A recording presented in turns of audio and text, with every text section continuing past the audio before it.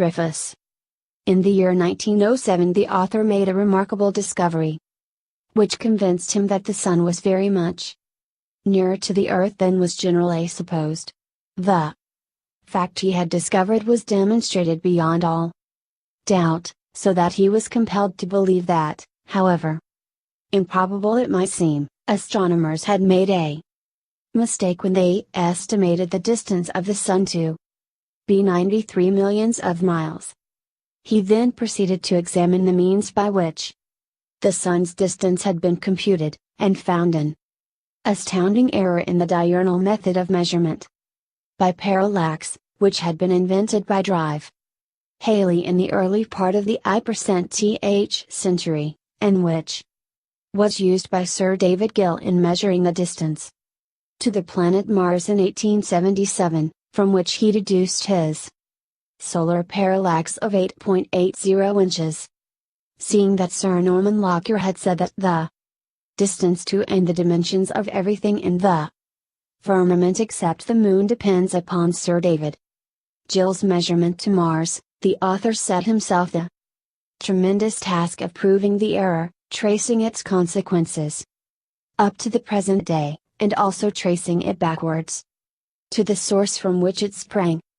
The result of that research is a most illuminating history of the evolution of astronomy from the time of the Roman Empire up to April 1922, which is now placed in the hands of the people in King's Dethroned. The author has taken the unusual course of submitting these new and startling theories for the consideration of the general public because the responsible scientific societies in London, Washington, and Paris fell to deal with the detailed accounts of the work which he forwarded to them in the spring of 1920. He believes that every newly discovered truth belongs to the whole of VPREFACE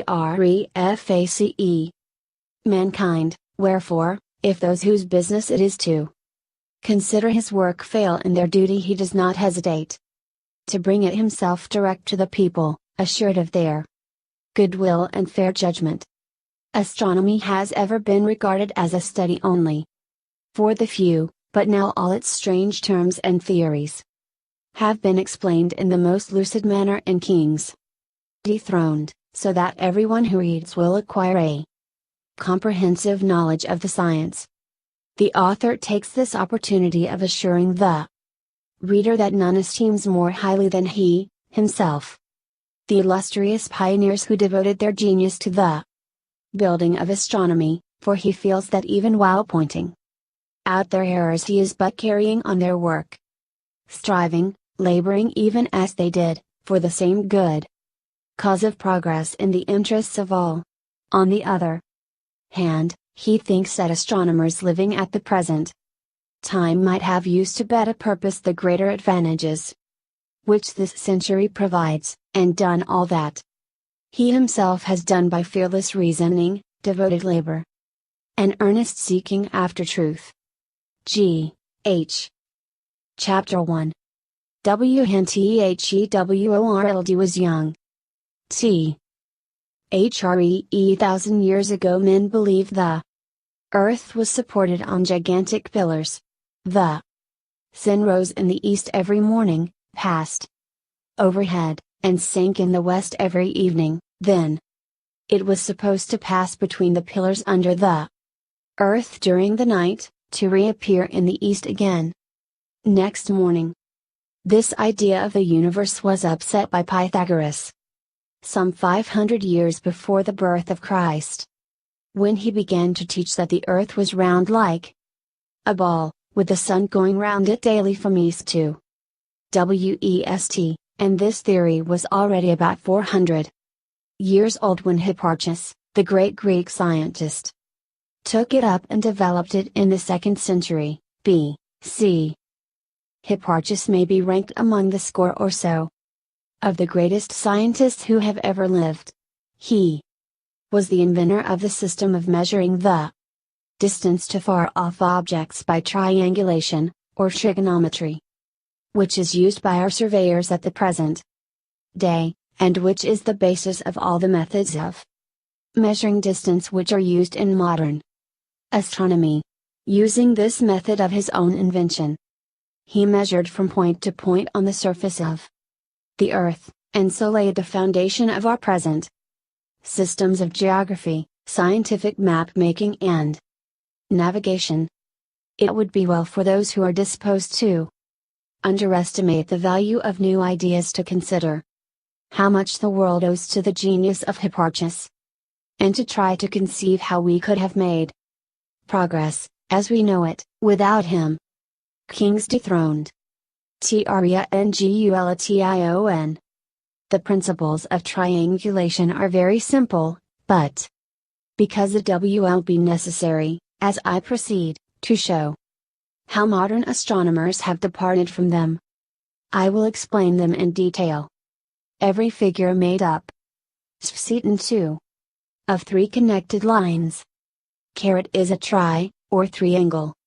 Quite regardless of the length of any of its sides. The triangle differs from all other shapes or figures in this, that the value of its three angles, when added together, admits of absolutely no variation. They always equal 80 degrees, while, on the other hand, all other figures contain angles of 360 degrees or more. The triangle alone contains 180 degrees, and no other figure can be used for measuring distance. There is no alternative whatever. And therein lies its value. It follows, then, that if we know the value of any two of the angles in a triangle, we can readily find the value of the third, by simply adding together the two known angles and subtracting the result from 180. The value of the third angle is necessarily the remainder.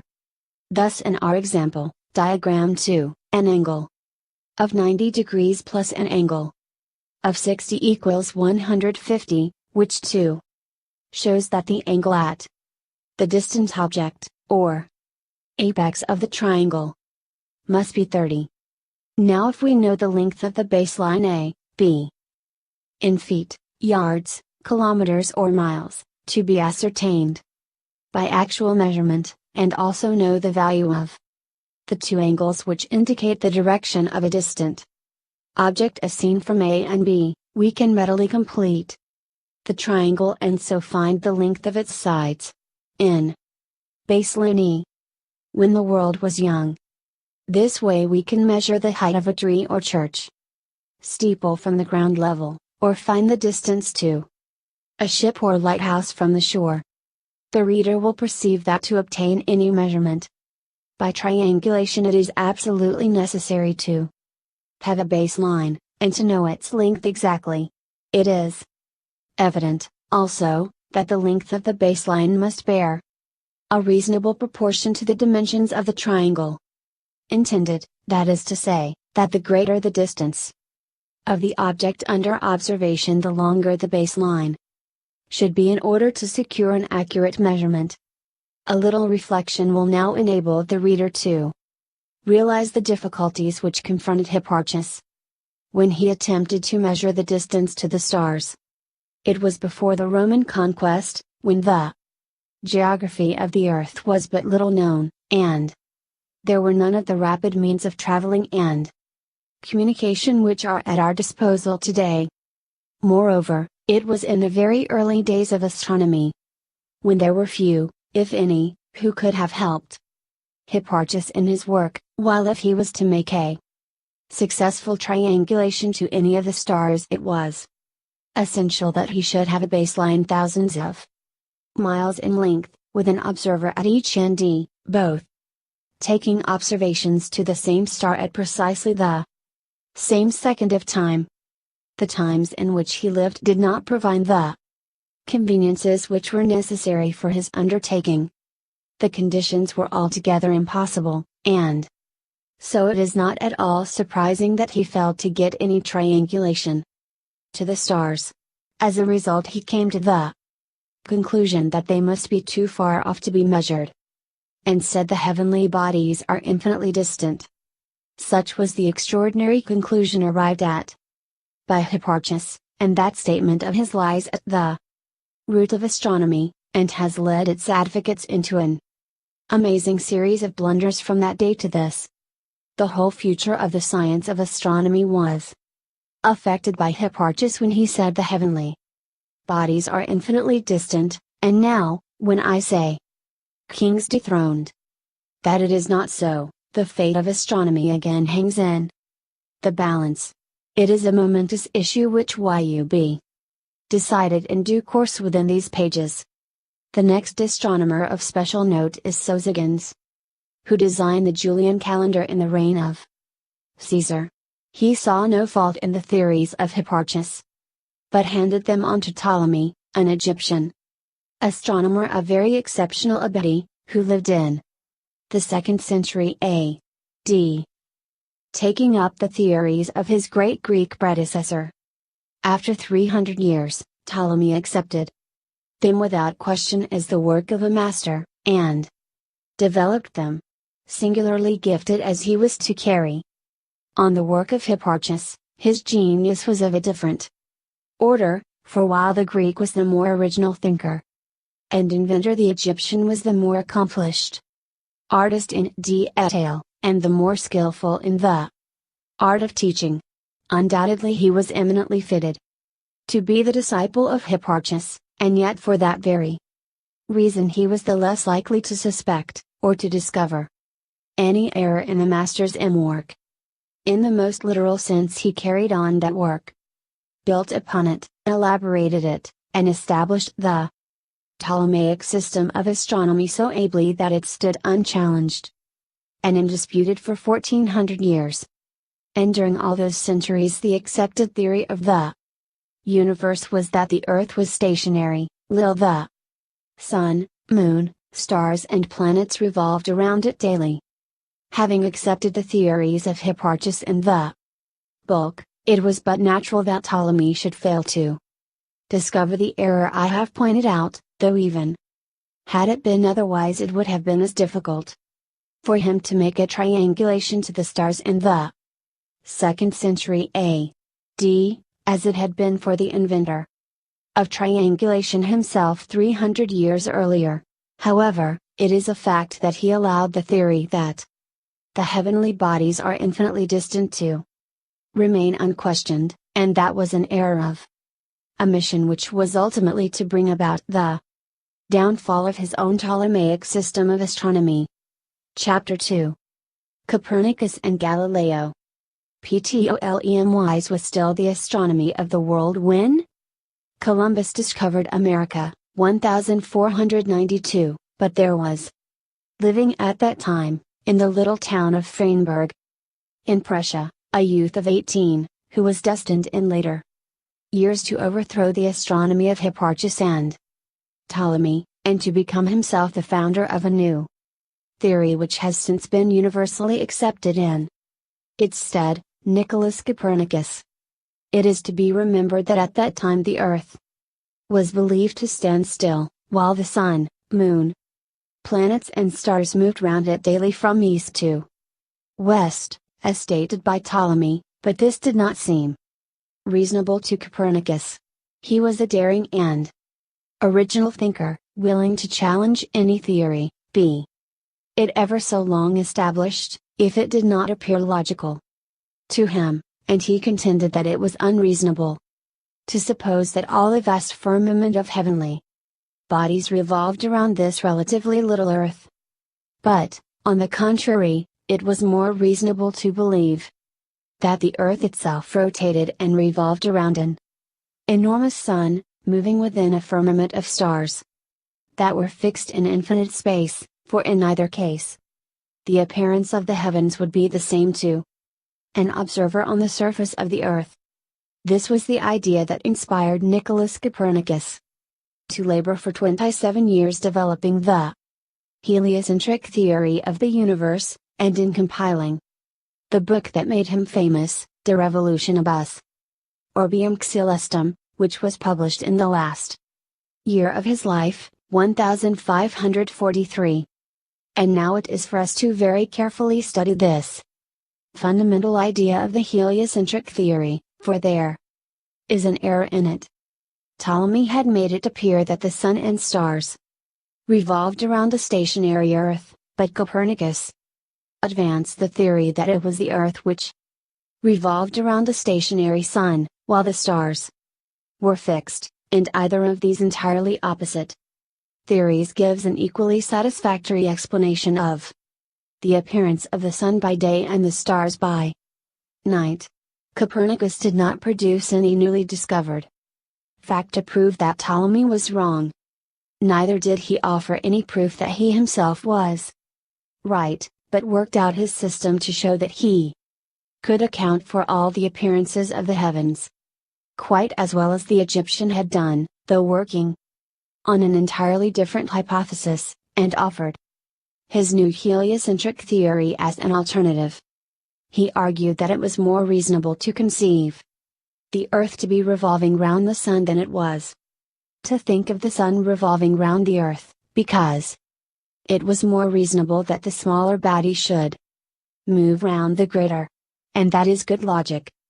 We see that Copernicus recognized the physical law that the lesser shall be governed by the greater, and that is the pivot upon which the whole of his astronomy turns. But it is perfectly clear that in building up his theories he assumed the Earth to be much smaller than the sun, and also smaller than the stars, and that was pure assumption unsupported by any kind of fact. In the absence of any proof as to whether the Earth or the sun was the greater of the two, and having only the evidence of the senses to guide him, it would have been more reasonable had he left astronomy as it was, seeing that the sun appeared to move round the Earth, while he himself was unconscious of any movement.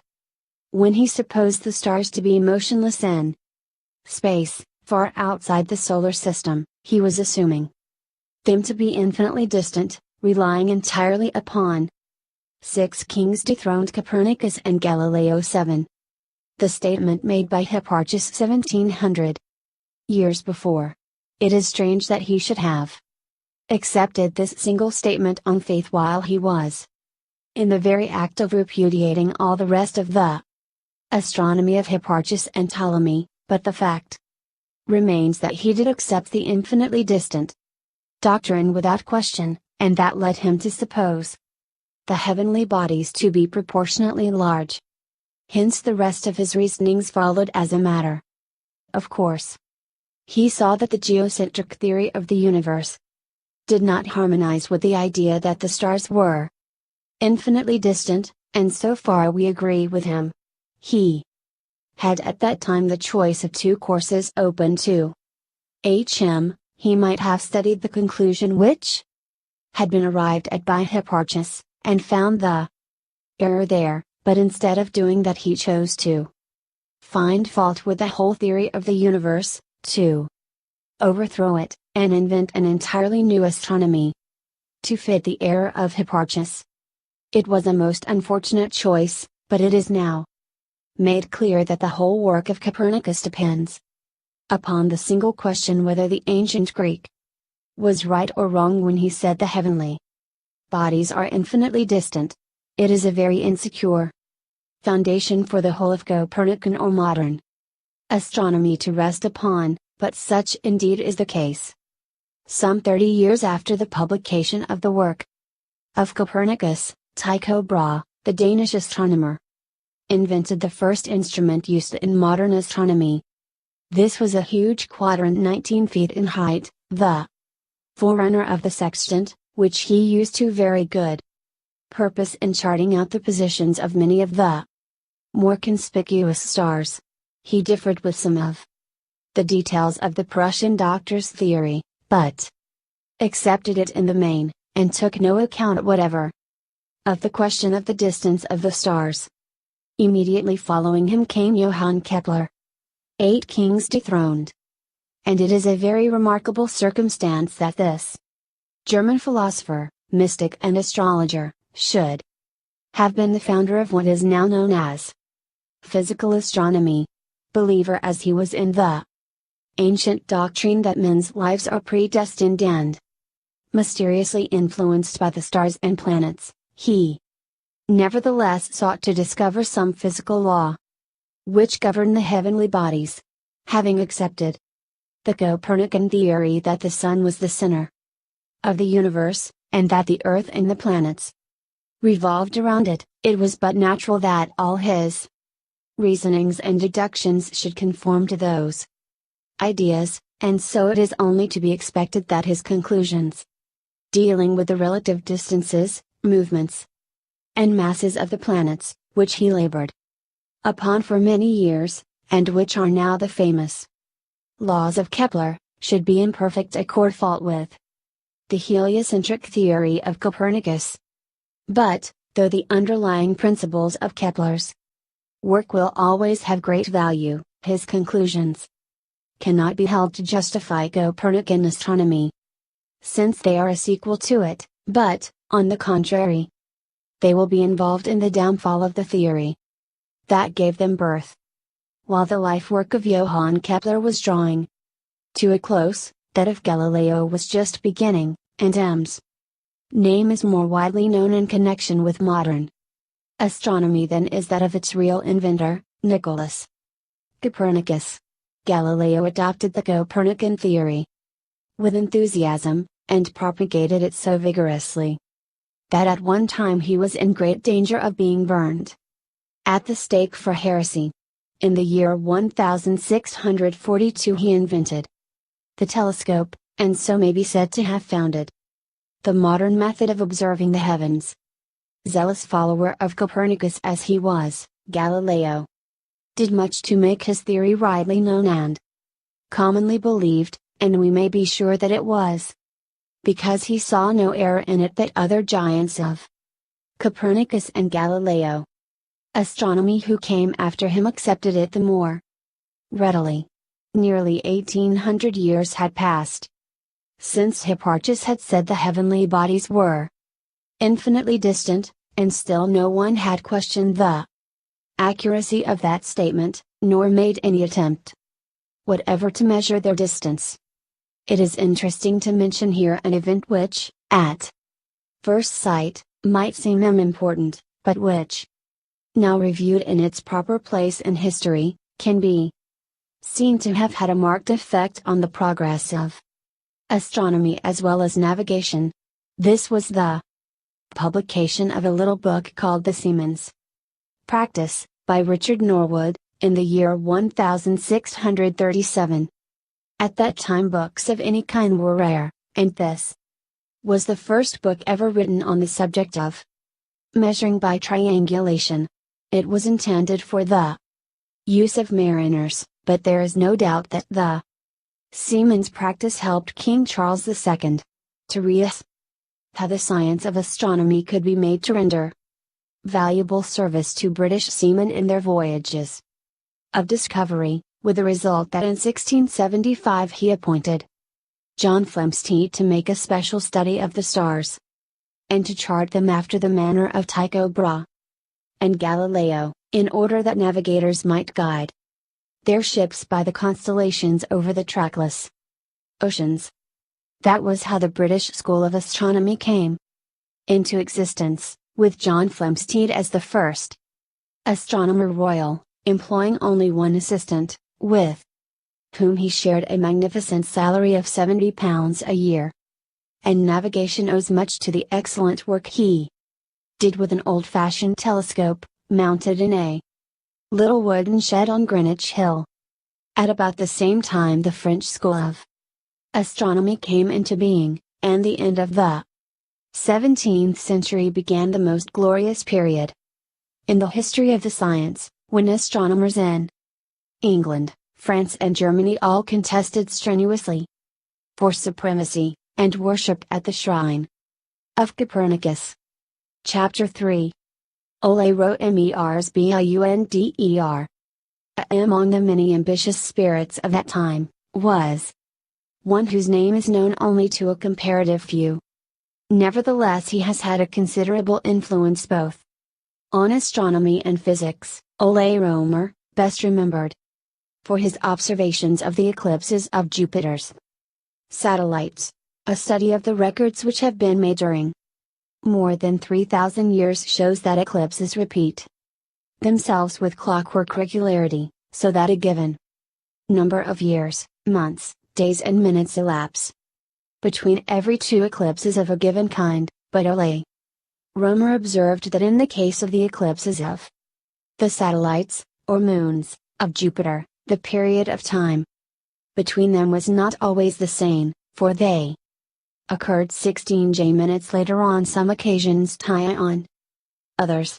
He therefore tried to account for this slight difference in time, and was led to some strange conclusions. Logob 3.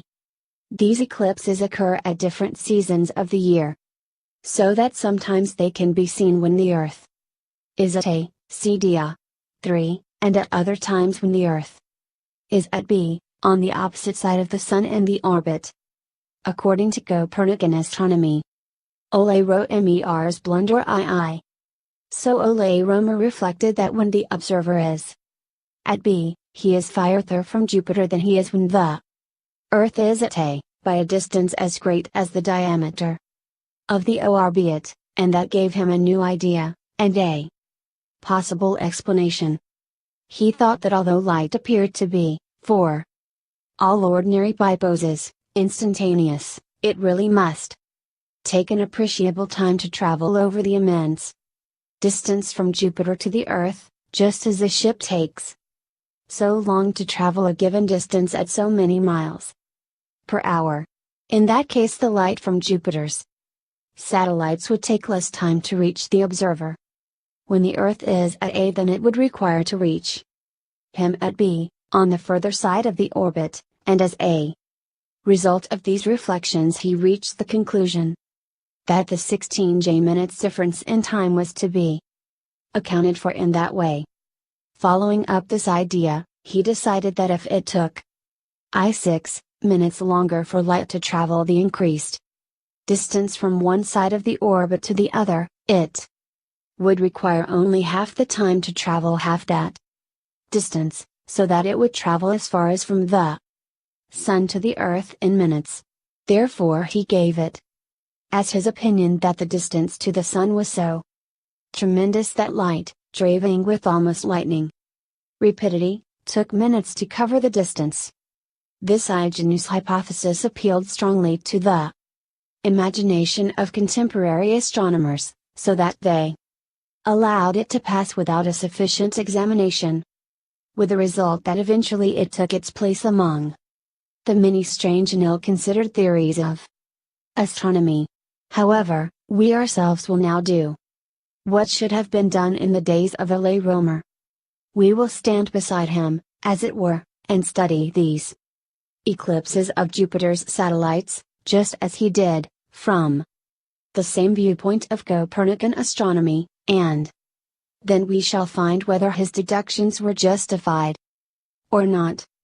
The eclipses are to be seen on one occasion when the observer, or Earth, is at A, and on another occasion, IP 12 Kings Dethroned, when the observer, or Earth, is at B, while the HGHD of Jupiter's satellites, or the image of the eclipse, is supposed to cross the orbit at one observation but not at the other. It is important to note that the observer at B will have to look in a direction toward the Sun and across the orbit, while the observer at A will see the eclipse outward from the orbit, in a direction opposite to the Sun. Ole Romer found that the observer at B saw the eclipse 6 minutes later than he would have seen it from A, and he believed that this was because the image of the eclipse had a greater distance to come to meet his eye. Let us now consider diagram 4, which shows two observers in the positions Ole Romer supposed. Ole wrote Mer's blunder 13 of Te. The Earth to occupy at the respective observations. We find that A would see the satellite in a state of eclipse while it would be hidden from B by the planet Jupiter, triangle A, I, B. The planet and its satellite are both moving round the Sun toward the east, as shown by the arrows, but the satellite is like a moon, traveling around Jupiter, so that it moves faster than the planet. The satellite is eclipsed by Jupiter only when the two are together on the same line with the Sun, dotted lines, but, as time passes, the satellite moves to the eastward of that line, it passes Jupiter, and then it can be seen by the observer at B. Triangle B, 2, A. Thus it is that B sees the eclipse a few minutes later than A, and that is the very simple explanation which Ole Romer overlooked. It would be possible to write a volume on this subject, and there are some who would want to debate it at interminable length. But in the end the explanation would prove to be just this, which I prefer to leave in all its simplicity. The I6 minutes difference in time is due to a difference in the angles from which the eclipses are seen, and is not in any way connected with distance, and so the speculations of Ole Romer concerning the velocity of light and the probable distance to the Sun amount to nothing. Chapter 4. Giants of Modern Astronomy.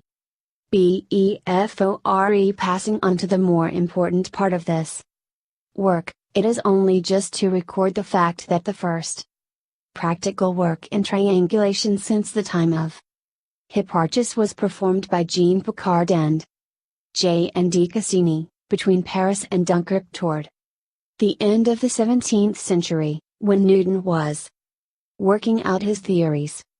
At this time the Copernican theory of astronomy was well established, and was accepted by all the scientific world, though it is probable that the public in general found it difficult to reconcile the idea of an Earth careering through space at prodigious speed fault with common sense and reason. Even the most ardent followers of Copernicus and Galileo recognized this difficulty, and some strove to find a satisfactory explanation.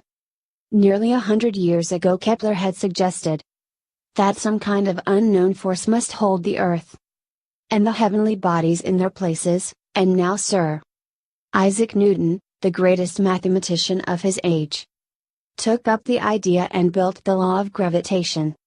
The name is derived from the Latin word gravis, which means heavy, having weight, while the law of gravitation is defined as that mutual action between masses of matter by virtue of which every such mass tends toward every other with a force varying directly as the product of the masses, and inversely as the square of their distances apart. Reduced to simplicity, gravitation is said to be that which attracts everything toward every other thing. That does not tell us much, and yet the little it does tell us is not true, for a thoughtful observer. 14. Giants of Modern Astronomy. 15.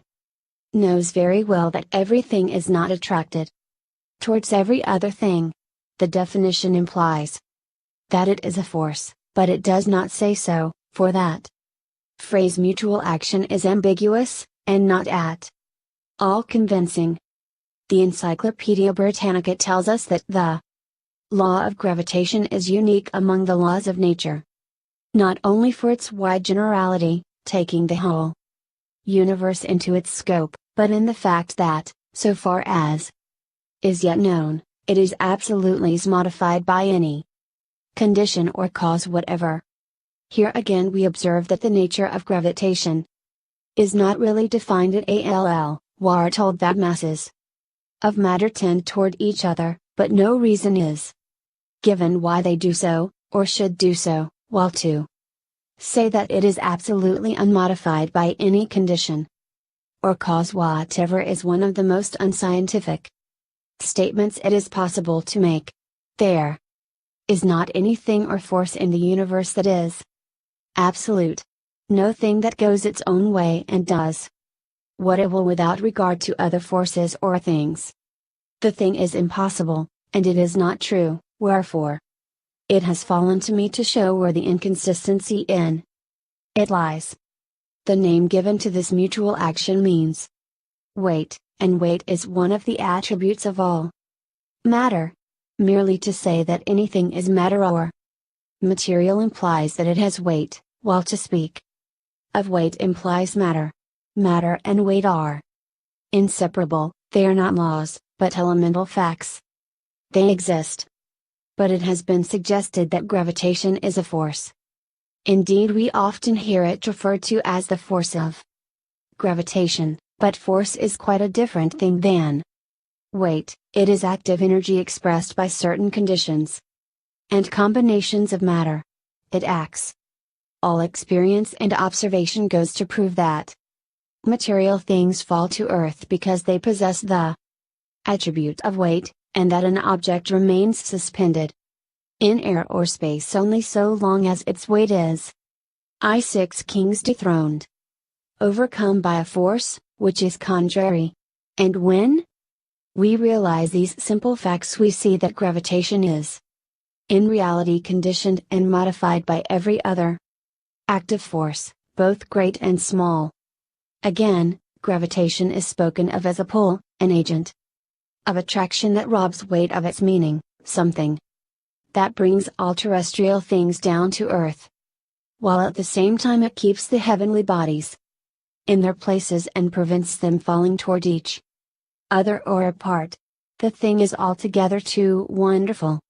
It is not natural, and the theory is scientifically unsound.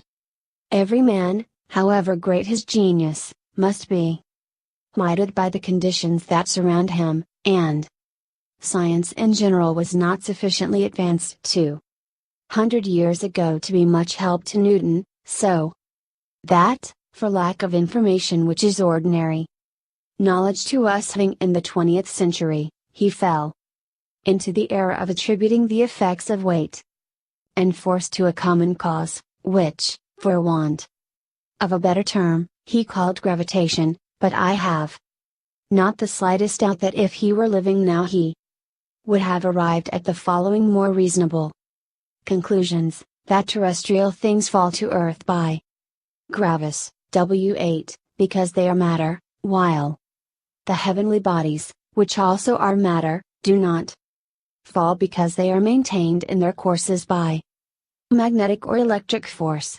Another figure of great prominence in the early part of the 18th century was Dr. Halley, who survived Sir Isaac Newton by some 15 years, and it is to him that we owe nearly all the methods of measuring distance which are used in astronomy at the present day.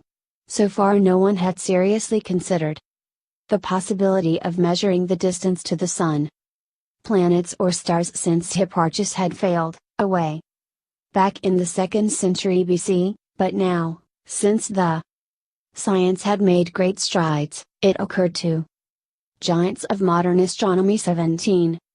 Dr. Halley that it might be possible at least to find the distance from the Earth to the Sun, or to the nearest planet.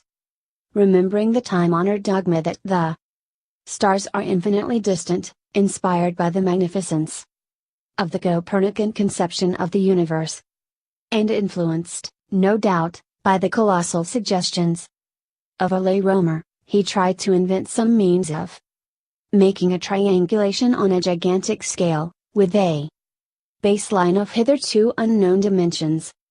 Long years ago Kepler had worked out a theory of the distances of the planets with relation to each other, the principle of which, when expressed in simple language and in round figures, is as follows: if we knew the distance to any one of the planets, we could use that measurement as a basis from which to estimate the others. Thus Venus is apparently about twice as far from the Sun as Mercury, while the Earth is about 3 times and Mars 4 times as far from the Sun as Mercury, so that should the distance of the smallest planet be, let us say, 50 million miles, then Venus would be 100, the Earth 150, and Mars 200 millions of miles. This seems to be the simplest kind of arithmetic. But the whole of the theory of relative distance goes to pieces because Kepler had not the slightest idea of the linear distance from the Earth to anything in the firmament, and based all his calculations on time and on the apparent movements of the planets in azimuth, that is, to right or left of the observer, and to the right or left of the Sun. Necessity compels me to state these facts in this plain and almost brutal fashion, but it is my sincere hope that no reader why you suppose that I underestimate the genius or the worth of such men as Newton and Kepler, for it is probable that I appreciate and honor them more than do most of those who blindly worship them with less understanding. I only regret that they were too ready to accept Copernican astronomy as though it were an axiom, and did not. I 8 Kings Dethroned put it to the proof, and that, as a consequence, their fine intelligence and industry should have been devoted to the glorification of a blunder. Kepler's work was of that high order which only one man in a million could do, but nevertheless, his calculations of the relative distances of the planets depends entirely upon the question whether they revolve round the Sun or not, and that we shall discover in due course. However, Dr. Halley had these theories in mind when he proposed to measure the distance to Mars, at a time when the planet reached its nearest point to Earth, in opposition to the Sun, and then to multiply that distance by 3, approximate, and in that manner estimate the distance of the Sun. He proceeded then to invent what is now known as the diurnal method of measurement by parallax, which he described in detail in the form of a lecture to contemporary astronomers, introducing it by remarking that he would probably not be living when next Mars came into the required position, but others might at that time put the method into practice. West Orion. EASR Horzo. 5. He began by saying that if it were possible to place two observers at points diametrically opposite to each other on the surface of the Earth, as A and B, in diam 5, both observers, looking along their respective horizons, would see Mars at the same time, the planet being between them, to the east of one observer and to the westward of the other. In these circumstances the diameter of the Earth might, Giants of Modern Astronomy 19, be used as a baseline. The observers at A and B might take simultaneous observations, and the two angles obtained, on being referred to the baseline, would give the distance of the planet. But this was in the reign of George II, long before the invention of steamships, cables or telegraphs, and Dr. Halley knew that it was practically impossible to have B taking observations in the middle of the Pacific Ocean, so he proposed to overcome the difficulty. By the following expedient, he suggested that both the observations could be taken by a single observer, using the same observatory. Thus, let an observer at A take the first observation in the evening, when Mars will be to his EAST, let him then wait 12 hours, during which time the rotation of the Earth will have carried him round to B. He may then take his second observation, Mars being at this time to his west, and the two angles thus obtained, on being referred to the baseline, will give the distance of the planet. This proposition is so plausible that it has apparently deceived every astronomer from that day to this, and it might even now deceive the reader himself were it not that he knows I have some good reason for describing it here. It is marvelously specious, it does not seem to call for our examination, and yet it is all wrong. And Dr. Halley has a world of facts against him. He is at fault in his premises, for if the planet was visible to one of the observers it must be above his horizon, and, therefore, could not be seen at the same time by the other, since it could not be above his horizon also. See diagram 5. Again, his premises are in conflict with Euclid, because he supposes Mars to be midway between A and B, that is between their two horizons, which are parallel lines 8,000 miles apart throughout their entire length, and so it is obvious that if the planet, much smaller than the Earth, was really in that position, it could not be seen by either of the observers. The alternative which Dr. Haley proposes is as 20 kings dethroned. Fallacious as his premise is, for he overlooks the fact that, according to Copernican astronomy, during the 12 hours while the Earth has been rotating on its axis, it has also traveled an immense distance in its orbit round the Sun. The results are diagram 6. A can never 12 hours. That an observer starting from arrive at B, but must arrive in time at a point somewhere about 3/4 of a million miles beyond it, as shown in diagram 6. Giants of Modern Astronomy 21. 2. The observer loses his original baseline, which was the diameter of the Earth, and does not know the length of his new one, g, because the distance of the Sun and the dimensions of the orbit had never previously been measured. 3. The angle of view from G is entirely different from the one intended from B. 4.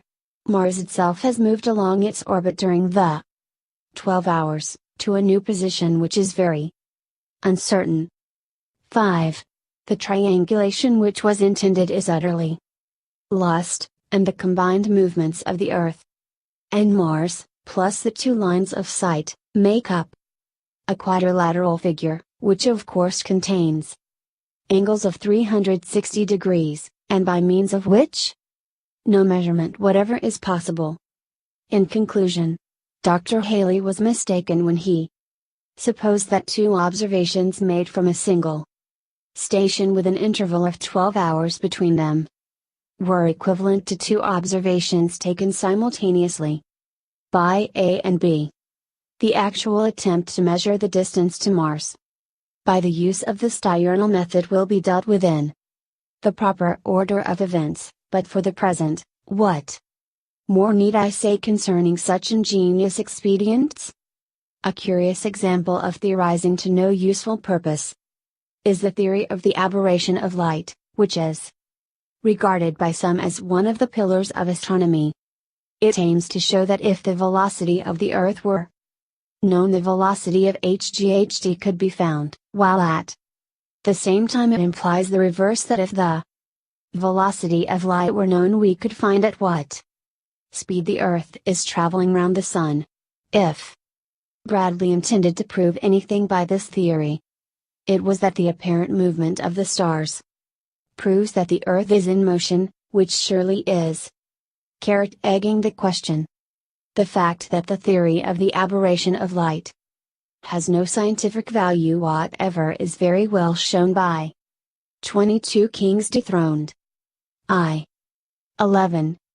The following quotation from its author: if the observer be stationary at B, C D 7, the star will G appear to be in the direction B, S, if, however, he traverses the line B, A in the same time as light passes from the star to his eye, the star will appear in the direction A, S. That is true, but it would be no less true if the star itself had moved to the right while the observer remained at B. But why did he say if he moves from B to A in the same time as it takes light to pass from the star to his eye? It is a needless qualification, for if the observer moves to A, he will see the star at the same angle whether he walks there at 3 miles an hour or goes there by aeroplane at until a minute. It has nothing to do with the speed of light, and the velocity of light has nothing to do with the direction of the star. It is merely posing, using words to no purpose. Chapter 5. The distance to the moon. Let's pass on to something more important, the measurement of the distance to the moon, the first of the heavenly bodies to be measured. This was performed by Lalande and Lequet in the year 1752. Using the method of direct triangulation, Lalande took one of the observations at Berlin, while Lequet took the other at the same time at the Cape of Good Hope, a straight line, or chord, joining these two places, giving them a baseline more than 5,000 miles in length. The Moon was at a low altitude away in the west. The two observers took the angles with extreme care. And at a later date they met, compared notes, and made the necessary calculations. As a result, the Moon was said to be 238,830 miles from the Earth, and to be 2,159.8 miles in diameter, the size being estimated from its distance, and these are the figures accepted in astronomy the world over at the present day. I have occasion to call the reader's attention to the fact that some books, Proctor's Old and New Astronomy for example, in describing the principle of how to measure to the Moon, illustrate it by a diagram which differs from our diagram 8. Though the principle as it is explained in those books seems 23. 24 Kings Dethroned plausible enough, it would be impossible in practice. For the diagram they use clearly shows the Moon to be near the zenith. Further, it is often said that the distance to the Moon has been several times measured. But the fact is that it is of no consequence whether it has or not, for it is the result obtained by Lalande and Lequet which is accepted by astronomy, and their observations were taken as I have stated, and illustrated in diagram 8. Moreover, one of the greatest living authorities on astronomy tells us that their work was done with such precision that the distance of the Moon is positively settled, and is known with greater accuracy than is the length of any street in Paris. Nevertheless, we will submit it to the test. There is every reason to believe that the practical work of these two Frenchmen was most admirably done, and yet their labors were reduced to naught. And the whole object of the triangulation was defeated. Because, in making the final computations they made allowances in order to conform to certain of the established false theories of astronomy.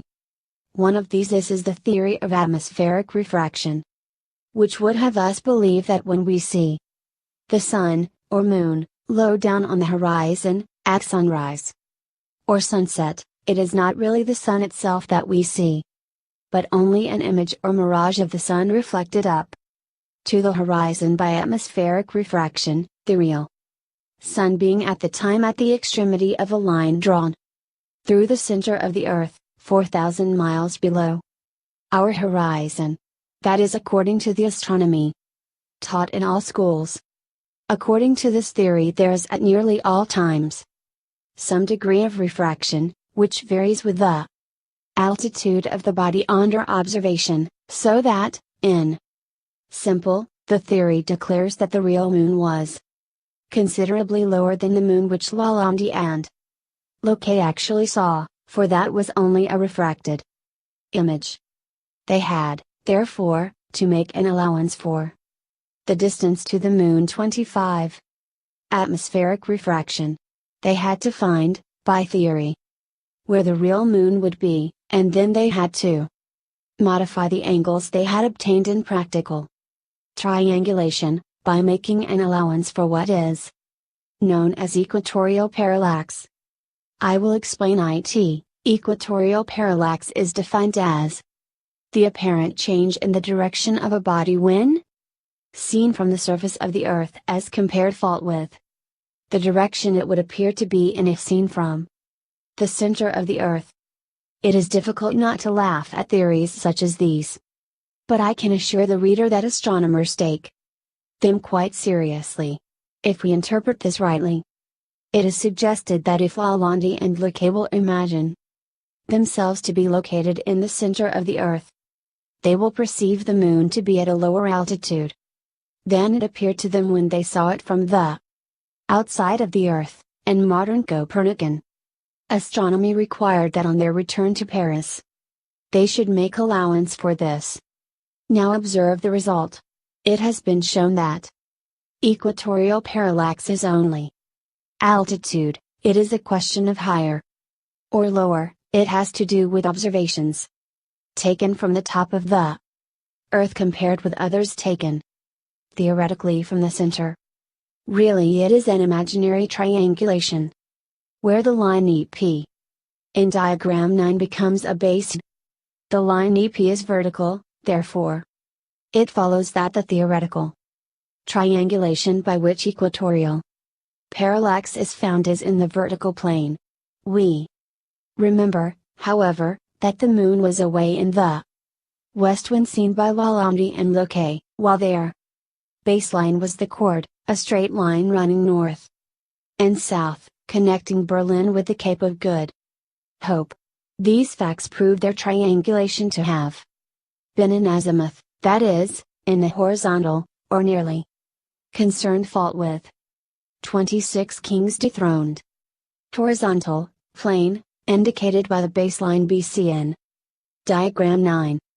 Now the three lines of any and every triangle are of necessity in the same plane, and so it follows that every calculation or allowance must also be in that plane, but we find that while logob and loci's triangulation to the moon was in the horizontal plane BC, the allowance they made for atmospheric refraction and equatorial parallax was in the contrary vertical plane EP.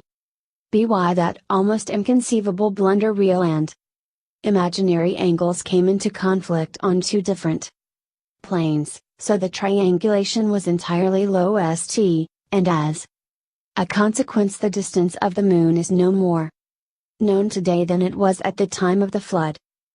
B. All other attempts to measure the distance to the moon since that time have been defeated in a similar manner. Chapter 6. Romantic Theories. Th's history of the evolution of astronomy would not be complete if we omitted to mention here the fact that, though the French school of astronomers had been foremost in adopting practical triangulation, it was not until the British took up the work in 1783 that the triangulation of the Earth was seriously begun. At about this time Immanuel Kant was laying the foundation of the nebular hypothesis, the theory that the Earth and the planets were created by the Sun. Sir William Herschel became interested, and carried the thought further, but the nebular hypothesis may be said to have been still only in a nebulous state until it was taken up and developed by the brilliant French mathematician and astronomer the Marquis de Laplace. According to this hypothesis, there was a time, ages ago, when there was neither Earth, nor Moon, nor planets, but only an immense mass of incandescent nebulous matter, where the Sun is now, spinning and flaming like a gigantic Catherine W. heel, alone amid the stars. In other words, there was only the Sun, much larger than it is at the present time. This mass cooled and contracted, leaving a ring of tenuous blazing matter, like a ring of smoke around it. In the course of time, this ring formed itself into a solid ball, cooled, and became the planet Neptune. The Sun contracted again, leaving another ring, which formed itself into a ball and became the planet. 27.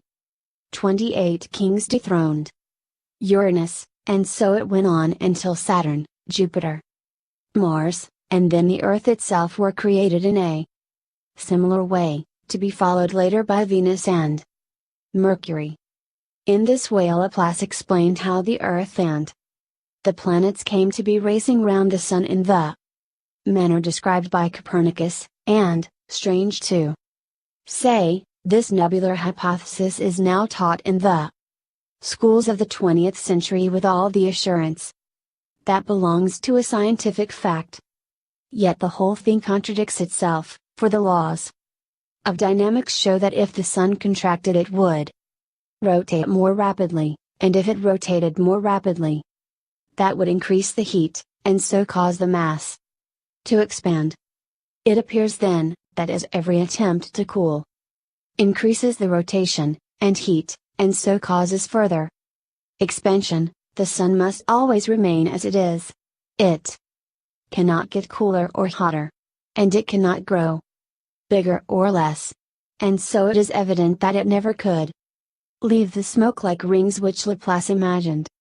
Therefore we know that the Earth could never have been formed in that way, and never was part of the Sun. This nebular hypothesis is pure imagination, and it is probable that it was only allowed to survive because it made an attempt to justify the impossible solar system of modern astronomy. It ends in smoke. Just like a weed, which is always prolific, the nebular hypothesis soon produced another equally unscientific concept, known as the atomic theory. The idea that everything that exists consists of, or can be reduced to, atoms, was discussed by Anaxagoras and Democritus, away back in the days of ancient Greece, but it was not until the beginning of the 19th century that it was made to account for the creation of the entire universe. Let us dissect it. An atom is the smallest conceivable particle of matter, that is, smaller than the eye can see, even. Romantic Theories 29. With the aid of a microscope, it is the smallest thing the mind of man can imagine. And the atomic theory suggests that once upon a time, a long way further back than Laplace thought of, there was nothing to be seen anywhere. In fact there seemed to be nothing at all but everlasting empty space, and yet that space was full of atoms smaller than the eye could see, and in some manner, which no one has been able to explain, these invisible atoms rolled themselves into the wonderful universe we now see around us. But if there had ever been a time when the whole of space was filled with atoms, and nothing else but atoms in a state of unity, they must have been without motion, and being without motion, so they would have remained forever.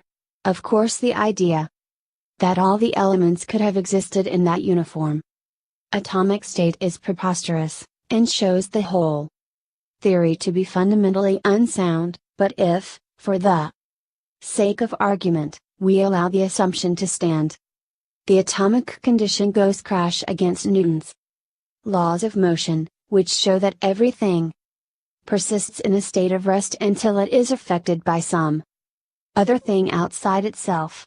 The tide of events now carries us along to the year 1824, when Encke made the first serious attempt to find the distance to the Sun, using as the means the transit of Venus.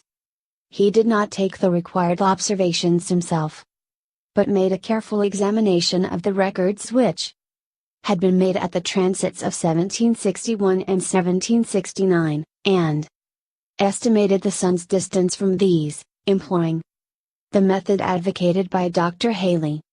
What is meant by the transit of Venus is the fact of the planet passing between the observer and the Sun, in daylight, when, by using colored or smoked glasses to protect the eyes, it may be seen as a small spot moving across the face of the solar disk.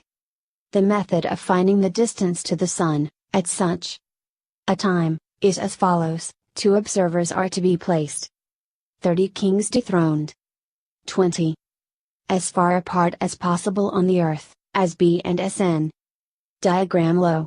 From these positions B will see Venus cross the face of the Sun along the dotted line 2, while S will see the planet projected nearer to the top edge of the Sun, moving along the linear THE distance WH separates the 2 projections of Venus against the solar disk, indicated by the short vertical line I2 will bear a certain proportionate relation to the baseline, or diameter of the Earth, which separates the observers B and S.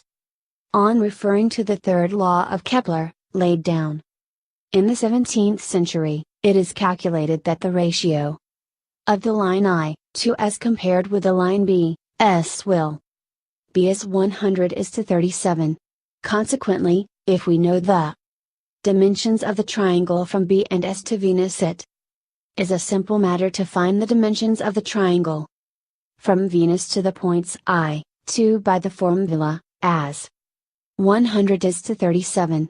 Further, when we have found the number of miles that are represented by the space which separates the two dotted lines on the face of the Sun, we can use the line I, 2 as though it were a yardstick or a rule, and so measure the size of the Sun from top to bottom. Such is the method which Inc used in his study of the records of transits of Venus which had been made 50 years before, and it is stated on the most reliable authority that the results he obtained were accepted without question. In round figures he made the Sun to be about 97 million miles from the Earth and 880,000 miles from top to bottom. All this seems reasonable enough, and it certainly is ingenious, and yet romantic theories. 31. The observers were not, as a matter of fact, placed at the poles, nor were they diametrically opposite to each other as in the diagram, but they observed the transit of Venus from two other points, not so favorably placed, and so allowances had to be made in order to find what the dimensions of the triangle BS Venus would have been if the observers had been there to see the transit. And in making these allowances our astronomers were all unconscious of the fact that if the observers really had been there, as in the diagram, and as illustrated in all books and lectures on the subject, they could not both have seen Venus at the same time, because A and B are upside down with respect to each other. Their two horizons are opposite and parallel to each other, and the planet could not be above the two horizons at the same time. But the allowances were made nevertheless, and the triangle, which, as we see, was more metaphysical than real, was referred to the third law of Kepler, which had been designed to fit a theory of the solar system which, so far, has not been supported by a single fact. The result of the entire proceeding was nil. Chapter 7. AGALAXY of blunders. The world of astronomy being satisfied that Inc had really found the distance of the Sun, the time had come when a triangulation to the stars might be attempted, and this was done by F. W. Bessel in the year 1838. He is said to have been the first man to make a successful measurement of stellar distance, when he estimated the star known as 61 Cygni to BIO, light years, or 63 trillion miles from the Earth, its angle of parallax being 0.31, and 4. This work Bessel is regarded as virtually the creator of modern astronomy of precision. The reader who has followed me thus far will suppose that I intend to examine this measurement of 61 Cygni. That is so, but as it will be necessary to introduce astronomical terms and theories which will be unfamiliar to the layman, I must explain these at some length in order that he, as one of the jury, may be able to arrive at a just verdict. In the meantime I respectfully call the attention of the responsible authorities of astronomy to this chapter, for it is probable that I shall here shatter some of their most cherished theories, and complete the overthrow of the Copernican astronomy they represent. Light is said to travel at a speed of 186,414 miles a second, that is 671,090,400 miles in an hour, or 6 billion, 6 million millions, miles in a year. So, when 61 Cygni is said to be IO, light years distant, it means that it is so far away that it takes its light 10.5 years to travel from the star to the eye of the observer, though it is coming at the rate of 671,090,400 miles an hour. 1 light year equals 6 trillion miles. 32. AGLAXY of blunders 33. An angle of parallax is the angle at the star, or at the apex of an astronomer's triangulation. The angle of parallax 0.31 inches, 31/100ths of a second of arc, is so extremely small that it represents only 1/11,613th part of a degree. There is in Greenwich Observatory an instrument which lie as a vernier 6 feet in diameter, one of the largest in the world. A degree on this vernier measures about 3/4 of an inch, so that if we try to measure parallax 0.31 on that vernier, we should find it to be 1/15,484th part of an inch. When angles are as line as this, we are inclined to agree with Tycho Brahe when he said that angles of parallax exist only in the minds of the observers. They are due to instrumental and personal errors. The biannual, or semi-annual, method of stellar measurement which Bessel used for his triangulation is very interesting, and, curiously enough, it is another of those singularly plausible inventions advocated by Dr. Halley. It will be remembered how Hipparchus failed to get an angle to the stars 2,000 years ago, and arrived at the conclusion that they must be infinitely distant. And we have seen how that hypothesis has been handed down to us through all the centuries without question, so we can understand how Dr. Halley was led to design his method of finding stellar distance on a corresponding, infinitely distant scale. It appeared to him that no baseline on Earth, not even its diameter, would be of any use for such an immense triangulation as the stars required. But he thought it might be possible to obtain a baseline long enough if we knew the distance of the Sun, and his reasoning ran as follows: as we have d v jl 34 kings dethroned, learned from Copernicus that the Earth travels completely round the Sun once in a year, it must be on opposite sides of the orbit every 6 months. Therefore, if we make an observation to a star, let us say, tonight, and another observation to the same star when we are on the other side of the orbit in 6 months' time, we can use the entire diameter of the orbit as a baseline. Of course, this suggestion could not be put into practice until the distance to the Sun was found, but now that Inc had done that, and found it to be about 97 million miles, Bessel had only to multiply that by 2 to find the diameter of the orbit, so that the length of his baseline would be, roughly, 194 million miles. It seemed a simple matter, then, to make 2 observations to find the angle at the star 61 Cygni, and to multiply it into the length of the baseline just as a surveyor might do. A critical reader might observe that as there is in reality only one Earth, and not 2, as it appears in Diagram 11, the baseline is a very intangible thing to refer any angles to, and he might think it impossible to know what angles the lines of Citrilli do subtend to this imaginary baseline, but these questions do not seriously concern the astronomer, because the theory of perpendicularity assures him that the star is at all times perpendicular to the center of the Earth, while the theory of parallax enables him to ignore the direction of his baseline altogether, and to find his angle, not at the base, but at the apex of the triangle, at the star. These theories, however, deserve our attention.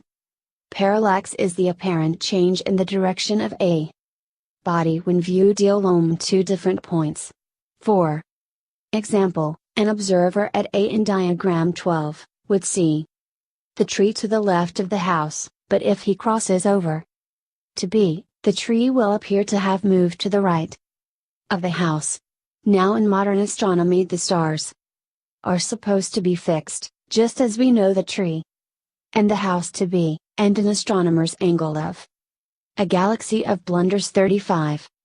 Parallax is the apparent change in the direction of a star as compared with another star, when both are viewed from two different points, such as the opposite sides of the orbit.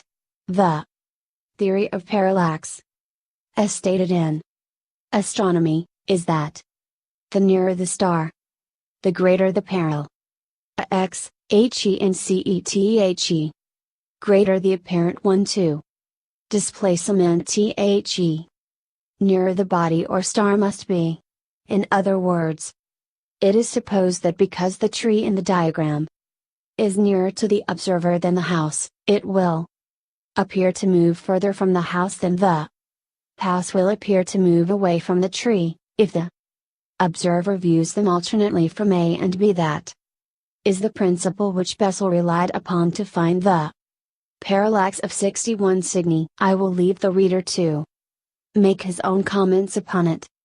The theory of perpendicularity tells us that all stars are perpendicular to the center of the Earth, no matter what direction they may appear to be in as we see them from different points on the surface, and proves it by geocentric parallax.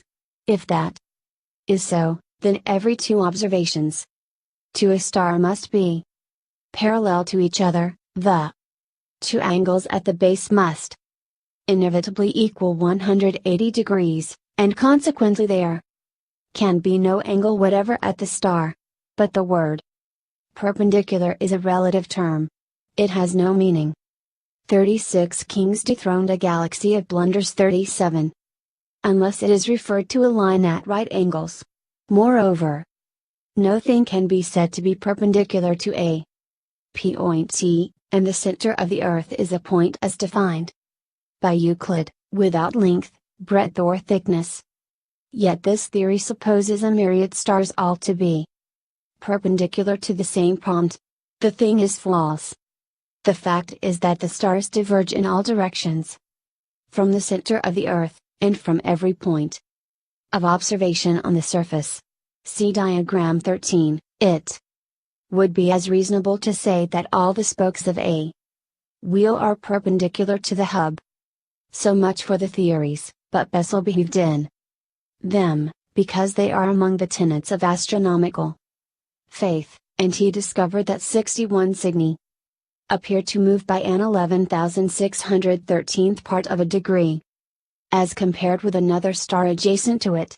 So, he deduced the parallax 0.31 inches as the angle of 61 Cygni, the other star, the star of reference, being presumed to be so much further away as to have no angle whatever.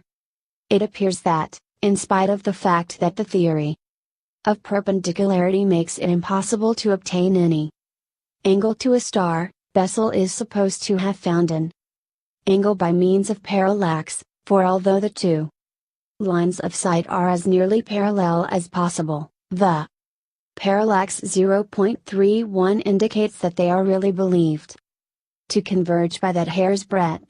Unfortunately for this idea, however, the theory of perpendicularity is supported by another theory, that of geocentric parallax, which makes every line of sight taken at the surface of the Earth absolutely parallel to a line from the center of the Earth to the star. Wherefore, astronomy has the choice of two alternatives, viz. If these two theories are right, neither Bessel nor anyone else could ever get an angle at the star, while, on the other hand, if he did obtain an angle, then the two theories are wrong. Still, we have not done with this matter, for the triangulation was made still further impossible by the use of sidereal time. Hipparchus had observed that whereas the sun crossed the meridian every 24 hours, the stars came round in turn and crossed in a little less, so that, for example, Orion would cross the meridian every 23 hours 56 minutes 4.09 seconds. This is called a stellar or sidereal day. It is divided into 24 equal parts, or hours, each a few seconds less than the ordinary hour of 60 minutes which is taken by the Sun, and it is this sidereal time which is used by all modern astronomers, their clocks being regulated to go faster than the ordinary clock, so as to keep pace.